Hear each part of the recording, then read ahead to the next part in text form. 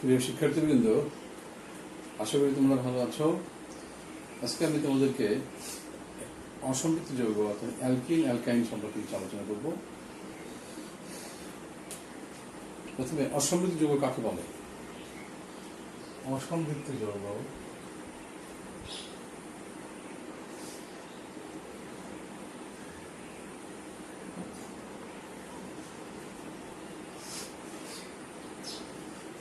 যে সমস্ত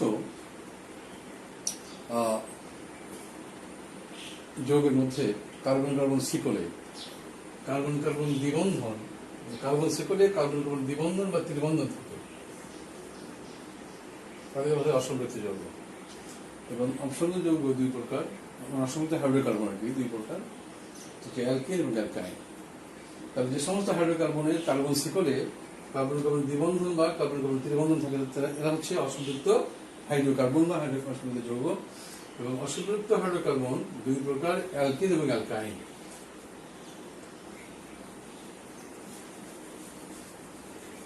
অ্যালকিন এবং অ্যালকাইন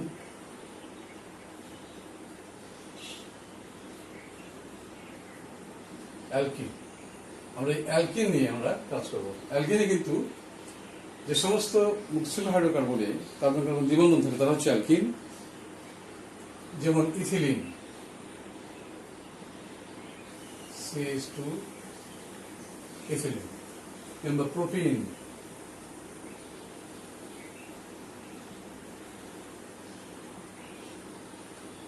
এটা হচ্ছে অসম্পৃক্ত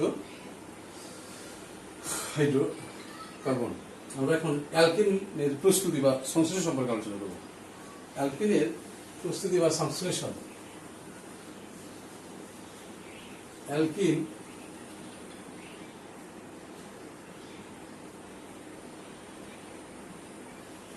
সংশ্লেষণ বা প্রস্তুতি। এক নম্বর, আমরা অ্যালকিন প্রস্তুত করতে পারি, যেমন ইথিলিন হতে পারে, ইথিলিন বা প্রোপিন, এগুলো হচ্ছে অ্যালকিন। এখন হচ্ছে আমরা অ্যালকোহল থেকে আমরা নিরোধকের উপস্থিতিতে তাপ প্রয়োগ করে আমরা অ্যালকিন প্রস্তুত করতে পারি, যেমন ইথানল। ইথানল আমরা যদি বিরোধক সালফিউরিক অ্যাসিড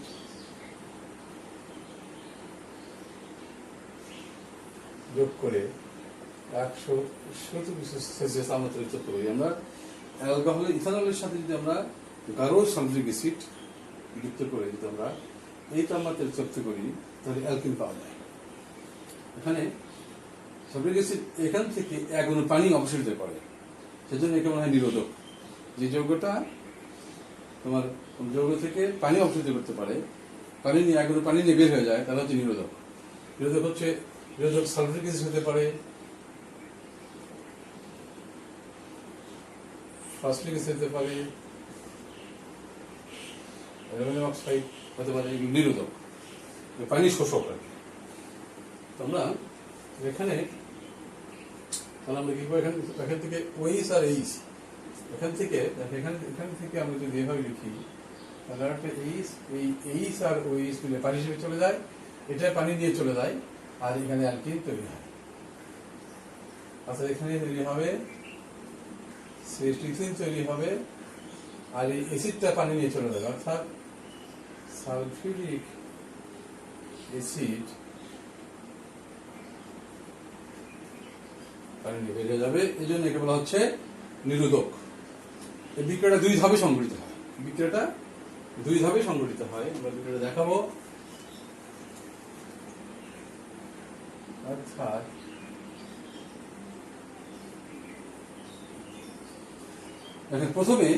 প্রথম ধাপ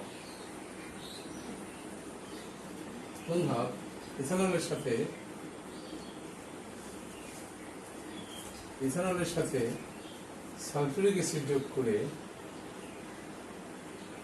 আমরা এখানে এসিড এভাবে লিখবো এইচ ও ও এইচ ও 3H এভাবে লিখবো এভাবে লিখবো আমরা এসিডটা। এখানে প্রথমে 100 ডিগ্রি সেলসিয়াস তাপমাত্রায় ইথাইল হাইড্রোজেন সালফেট তৈরি হয়। ইথাইল হাইড্রোজেন সালফেট তৈরি হয় আর একটু ভালো হয় ভাবে যে এইচ এভাবে লিখলে ভালো হয়। তাহলে এই এইচ আর ওএইচ মিলে পানি হিসেবে চলে যায়। এখানে ইথাইল হাইড্রোজেন সালফেট তৈরি হয়।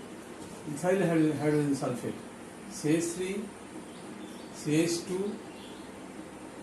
ও SO3H আর পানি উৎপন্ন হয়। এখন দ্বিতীয় ধাপে এখান থেকে সালফিউরিক অ্যাসিডটা অবশিষ্ট হয়।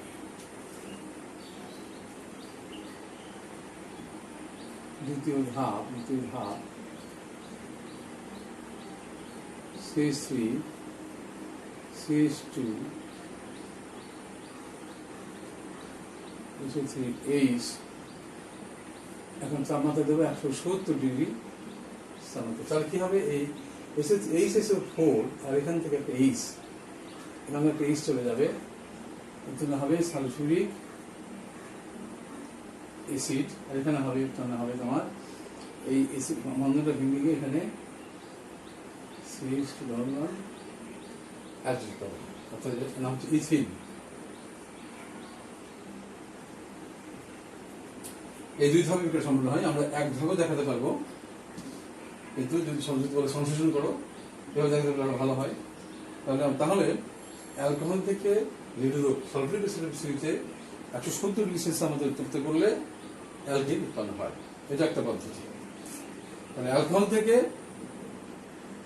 পানি অবশিষ্ট করে অ্যালকিন উৎপন্ন করা হয়, এটা হচ্ছে একটা পদ্ধতি। এখানে নিরোধক হিসেবে সালফিউরিক অ্যাসিড ব্যবহৃত হয়। নিরোধক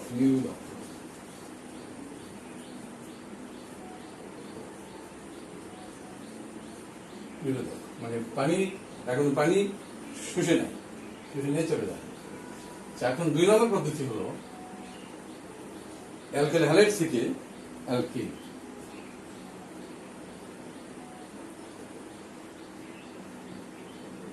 অ্যালকাইল হ্যালাইড থেকে অ্যালকিন। এখন অ্যালকাইল হ্যালাইড আমরা দেখি CH3 CH2 Cl কিংবা Br, হ্যাঁ, ইথাইল ক্লোরাইড। এর সঙ্গে আমরা যদি ক্ষারের বিক্রিয়া ঘটাবো, কিন্তু ক্ষারটা হবে অ্যালকোহলীয় ক্ষার ALC, অ্যালকোহলীয় ক্ষার। অ্যালকোহলের মধ্যে ক্ষারটা দ্রবীভূত করতে হবে, করে যদি এর সঙ্গে বিক্রিয়া ঘটায় তাহলে এখানে অপসারণ বিক্রিয়া ঘটে। আর এই পটাশিয়ামটা ক্লোরিন নিয়ে যায়, আর এই ওয়েস্টটা এই কার্বন থেকে একটা এইচ নিয়ে পানি হিসেবে চলে যায়, এখানে অ্যালকিন তৈরি হয়। এটা যদি এটা নিয়ে যায় তাহলে এই বন্ধন এখানে চলে আসে, এটা চলে আসে, তৈরি হয় অ্যালকিন। আর এখানে পটাশিয়াম ক্লোরাইড যোগ পানি ওই চারিটা এখানে হলো। এটাও একটা অ্যালকিন প্রস্তুতি পদ্ধতি। অ্যালকাইল হ্যালাইড থেকে অ্যালকিন পাওয়া যায়। আমরা এখানে কিন্তু ব্যবহার করতে পারি CH3 CH2 CH2 Br করতে পারি। এখানে আমরা যদি ওই অ্যালকোহলীয় ক্ষারের সাথে বিক্রিয়া ঘটাই, এখানে কিন্তু আমরা এই যে কারণে Br আছে তারপরে কারণ থেকে এই যাবে, কারণ এখানে পটাশিয়াম ব্রোমাইড আর এইচ, আর পরে কার্বন থেকে এখান থেকে একটা এইচ যাবে। এখানে এভাবে লিখলাম, মানে এইচ আর ইউএইচ মিলে পানি যাবে আর পটাশিয়াম ক্লোরাইড যাবে, অ্যালকিন তৈরি হবে। এখানে কিন্তু হচ্ছে প্রোপিন CH3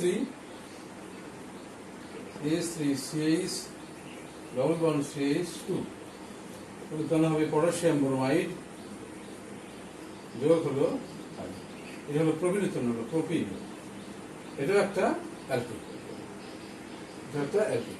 তাহলে আমরা অ্যালকাইল হাইড্রাইড থেকে অ্যালকিন পাই। অ্যালকাইল হাইড্রাইডের সাথে অ্যালকোহলীয় ক্ষারের বিক্রিয়া ঘটালে আমরা অ্যালকিন পাবো। এটা একটা পদ্ধতি।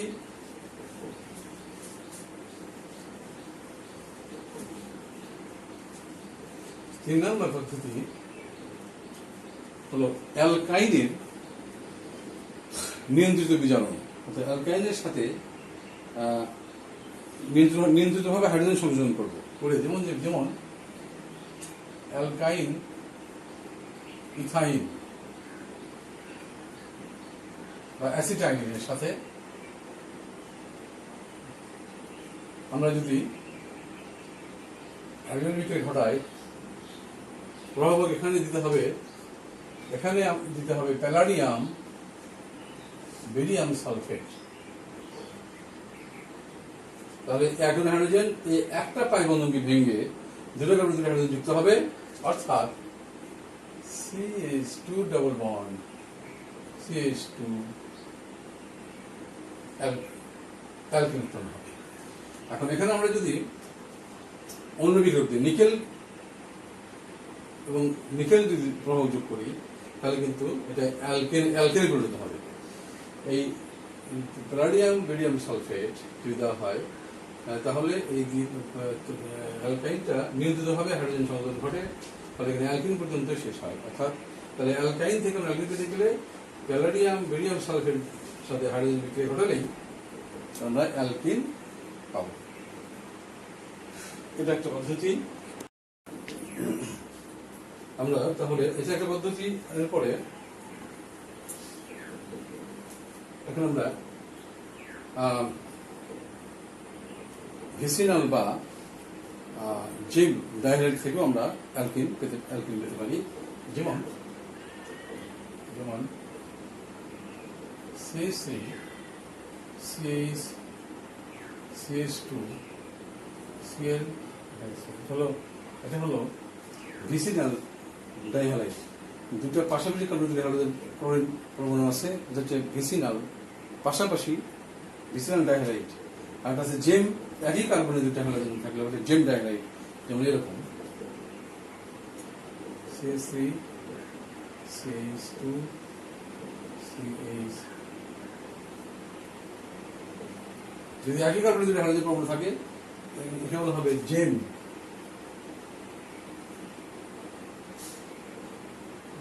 ডাই ক্লোরাইড বা হ্যালাইড যেটা বলি, জেম ডাই হ্যালাইড। এটা হচ্ছে ভিসিনাল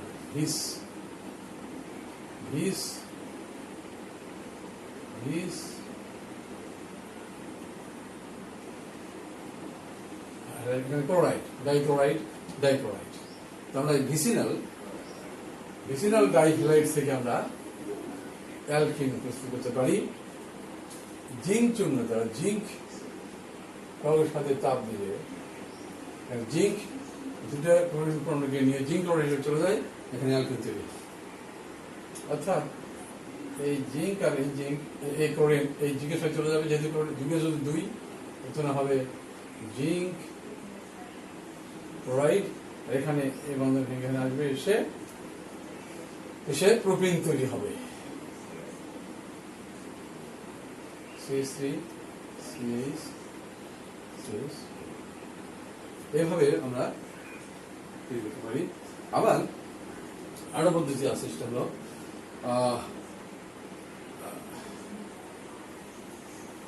তাপীয় বিয়োজন দ্বারা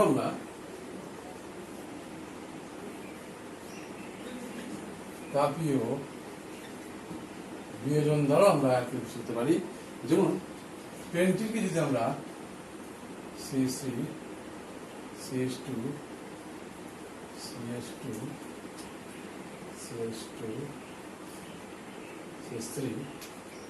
যদি উচ্চতা বায়ুর অনুপস্থিতিতে একটা পাত্রপাতের বায়ু বের করে দিয়ে যদি আমরা এই তাপমাত্রা চলতে পারি 600 ডিগ্রি সেলসিয়াস তাপমাত্রায়, বাইরে অনুপস্থিত, তাহলে এখান থেকে অ্যালকিন পাওয়া যায়। এখানে হাইড্রোজেন বেরিয়ে যায় আর এখানে অ্যালকিন তৈরি হয়, অর্থাৎ CH3 CH2 CH2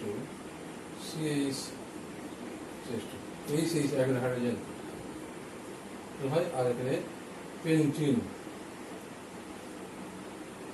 1 তৈরি হয়। এভাবে আমরা অ্যালকিন সহযোগিতা প্রস্তুত করতে পারি। এখন আমরা কিভাবে অ্যালকিন শনাক্ত করা যায় সেই বিষয়ে আলোচনা করব। অ্যালকিন শনাক্ত করা,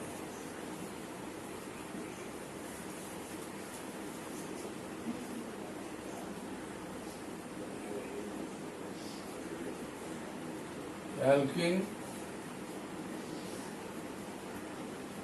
শনাক্ত করা। অ্যালকিন শনাক্ত করা যায় দুটো পদ্ধতির মাধ্যমে। এক নম্বর হচ্ছে ব্রোমিন দ্রবণ পরীক্ষার সাহায্যে। ব্রোমিন দ্রবণ পরীক্ষা, ব্রোমিন দ্রবণ পরীক্ষা। আর 2 নম্বর হচ্ছে বিয়ার পরীক্ষা। বিয়ার পরীক্ষা আমরা এই দুটো পরীক্ষার মধ্যে প্রথম ব্রোমিন দ্রবণ পরীক্ষা। আমরা যদি মানে ব্রোমিনটাকে যদি আমরা একটা নিরপেক্ষ দ্রাবক কার্বন টেট্রাক্লোরাইড এর মধ্যে যদি আমরা দ্রবীভূত করে নিই, তাহলে এই দ্রবণের বর্ণ হবে লাল, এই লাল বর্ণের দ্রবণ যদি আমরা অ্যালকিনের মধ্যে দিই, তাহলে এই লাল বর্ণের দ্রবণটা বিবর্ণ হয়ে যায়, অর্থাৎ দ্রবণীয় ডাইব্রোমাইড গঠিত হয়। এই পরীক্ষার সাহায্যে আমরা অ্যালকিন শনাক্ত করতে পারি। যেমন CH3 ব্রোমিন, এখানে কার্বন টেট্রাক্লোরাইডে ব্রোমিন দেব, এভাবে দেবো। দিলে পরে এখানে এই দুটো ব্রোমিন পরমাণু 2 কার্বন যুক্ত হবে পাই বন্ধন ভেঙে গিয়ে।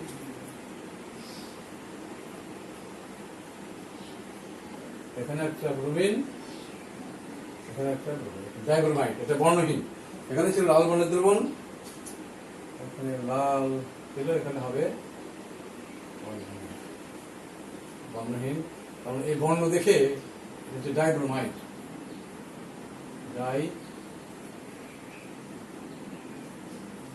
এবার ইথিলিন ডাইব্রোমাইড,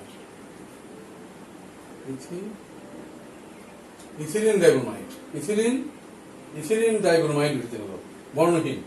আমরা যদি কোনো পাত্রে অ্যালকিন নিয়ে যদি এর মধ্যে আমরা ব্রোমিন দ্রবণ যোগ করি, তাহলে যদি বর্ণহীন হয়ে যায় দ্রবণটা, তাহলে বুঝবে এটা অ্যালকিন। একটা পরীক্ষা ব্রোমিন দ্রবণ পরীক্ষা। আর যদি বর্ণহীন না হয় তাহলে সেটা অ্যালকিন নয়। এটা একটা ব্রোমিন দ্রবণ পরীক্ষা। এবার করবো বিয়ার পরীক্ষা। যেমন হচ্ছে বিয়ার পরীক্ষা সাহায্য করা যায়। বিয়ার পরীক্ষা হচ্ছে ক্ষারীয় বা নিরপেক্ষ পটাশিয়াম পারম্যাঙ্গানেট দ্রবণ KMnO4 যোগ ক্ষারীয় পটাশিয়াম পারম্যাঙ্গানেট দ্রবণ আমরা যদি অ্যালকিনের মধ্যে দিই,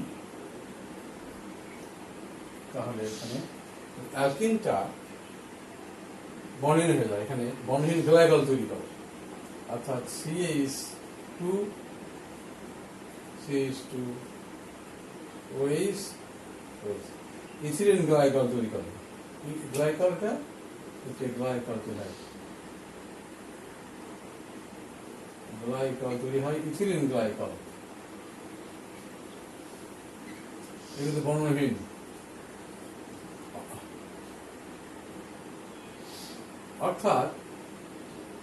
অর্থাৎ যদি অ্যালকিনের মধ্যে ইথিলিন বা প্রোটিন মধ্যে যদি ক্ষারীয় পটাশিয়াম পারম্যাঙ্গানেট দ্রবণ দেওয়া হয়, তাহলে দ্রবণটা বর্ণহীন হয়ে যায়।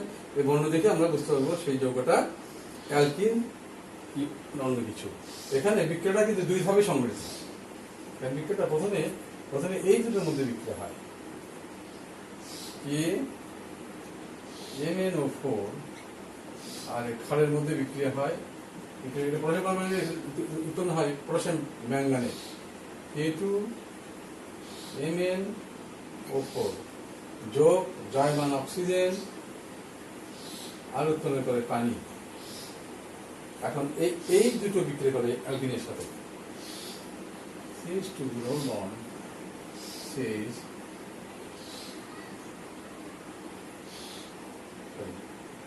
পানি, আমি পানিটা যদি আমরা এভাবে লিখি তাহলে এই OH আর OH দুই কারণে যুক্ত হয়,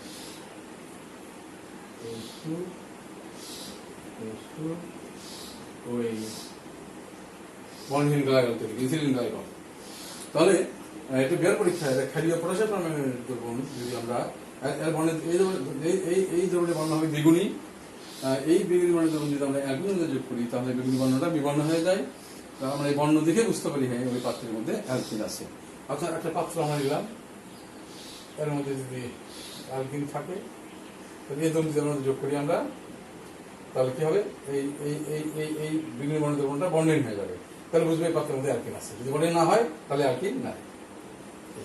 তাহলে আমরা এই দুটো পরীক্ষার সাহায্যে আমরা অ্যালকিন ওটা যোগ অসম্পৃক্ত কিনা বা অ্যালকিন কিনা, যেটা আমরা এই দুটো পরীক্ষার সাহায্যে আমরা ব্যাখ্যা করতে পারি। এক নম্বর হচ্ছে ব্রোমিন দ্রবণ পরীক্ষা, আরেকটা হলো বেয়ার পরীক্ষা, ক্ষারীয় পটাশিয়াম পারম্যাঙ্গানেট পরীক্ষা আর কার্বন টেট্রাক্লোরাইড ব্রোমিন দ্রবণ পরীক্ষা। এই দুটো পরীক্ষার সাহায্যে আমরা কোন একটা যৌগের অ্যালকিন কি অ্যালকিন নয় আমরা পরীক্ষা করতে পারি। আজকে এই পর্যন্তই।